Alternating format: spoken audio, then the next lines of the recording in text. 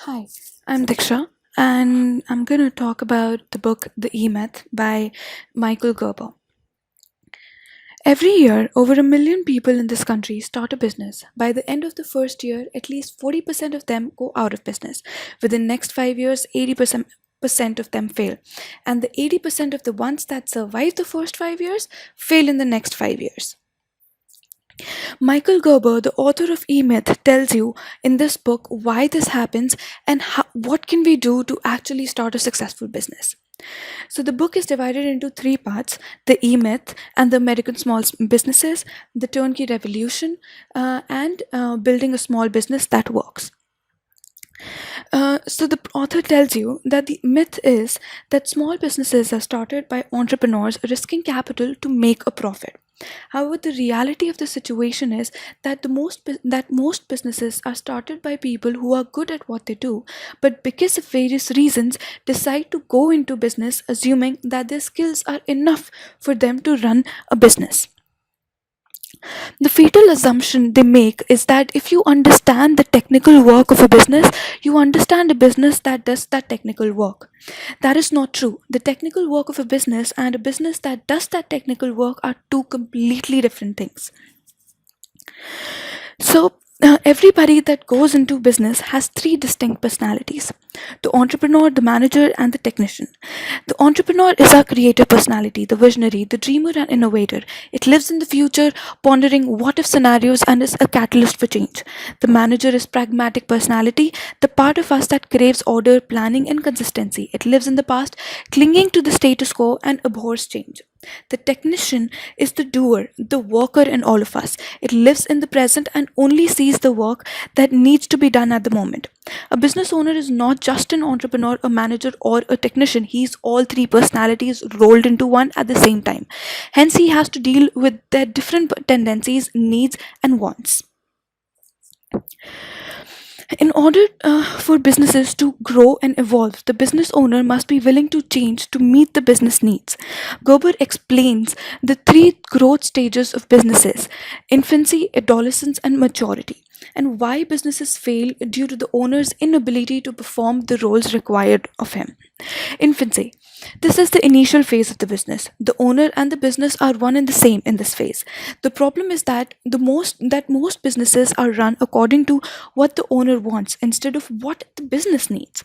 Infancy ends when the owner realizes that the business cannot continue to run this way. In order for it to survive, it will have to change. Once this reality occurs, most of the technicians walk away. The rest of the businesses go to the adolescent stage.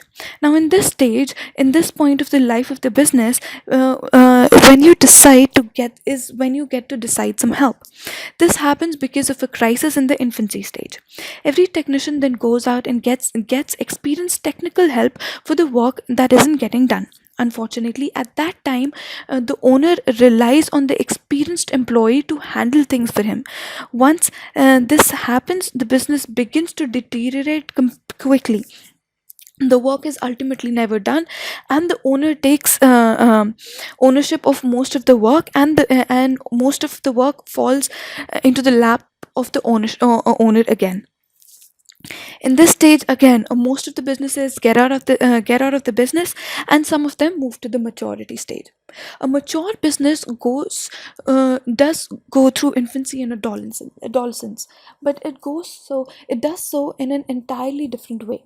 Mature businesses began as mature businesses. They began with the end in mind. They started out with the entrepreneurship perspective. In order for sorry one should build his or her business such that one can duplicate it, regardless of whether one can actually sell or franchise it in the future. This is the best way to ensure your business is successful and is not dependent on you, and that is the mature way of doing the business, and this is the turnkey revolution. The franchise prototype is where ideas are incubated, tested, and perfected until they work predictably before they are deployed in the business. In order to do so, one should create a systems dependent business and not a people's dependent business. In this model, one should provide value to your customers, employees, suppliers, and lenders beyond what they expect. The model should operate by people with the lowest possible level of skills. It should demonstrate precision and order. It should w- The model should be documented in the operations manual. It should be uniformly predictable. It should provide uniformly predictable services to the customers, and it will utilize a uniform color, dress, and facilities code. So, how to create this model? According to Gerber, your prototype should constantly evolve as part of your business development process.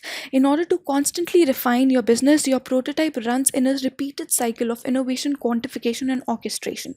Innovation. It is not the commodity that requires innovation, but the process by which it is sold. With the business,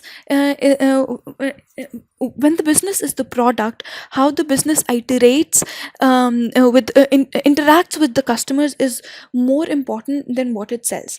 Each and every component of business system is a means through which the franchisor can differentiate his business from all the other businesses in the mind of the consumer. Once innovated, to be effective, all the innovations must be quantified, its impact measured against a predetermined baseline. Otherwise, an innovation's effects will never truly be known. Orchestration is the elimination of discretion or choice at the operating level of your business. Without orchestration, nothing could be planned, anticipated, or relied upon. Basically, it is the operations manual. This is how we do it here, guys. Now, in order to run a business that is already mature, one should structure the business as if it was the prototype for 5,000 more like it. That way, the person can work on the business and not in it. In order to do so, Gerber suggests the following 7 steps. First, determine your primary aim, your life goals. Your business should support your life goals and not be your life goal. State your strategic objective, that is, how your business will look like when it's done and how it will help you to achieve your primary aim. Develop your organizational strategy so you can start testing, documenting, and developing roles today towards your ideal future organization. Management strategy, so a predictable experience can be replicated by anyone you hire. Now, then you identify your people strategy, that is, get your team to do what you want them to do. Then you develop your marketing strategy, by understanding your customers' perceived needs and then constructing and testing a prototype that meets those needs. Then you put in place your system strategy, including your hard system, soft system, information system to deliver your customer promise. Thank you.